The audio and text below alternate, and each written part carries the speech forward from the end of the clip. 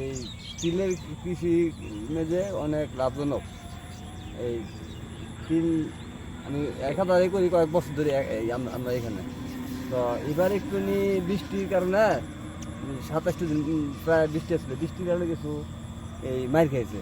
আর বাইনটা করছে একটু নামিলা, তারপর আগুন যদি বাইন নিতাম তা একটু ভালো নিলে শেষের মধ্যে একটা জিনিস এই 90 দিনের মধ্যে ভরে এটা লাভবান। আর আমরা এই ধানের জমিন করলে ধানের জমিনে লস, কারণ এটার মধ্যে বদলি, তারপর এই যে সার এইসব কিছু দিয়ে আপনার তো ভরতে হয় না, অনেকটা খরচ হয়ে যায়। যেইটা খরচ করি এইটা দানে আইয়ে না, তার এই কারণে স্যার তিল করি, তিলে লাভবান।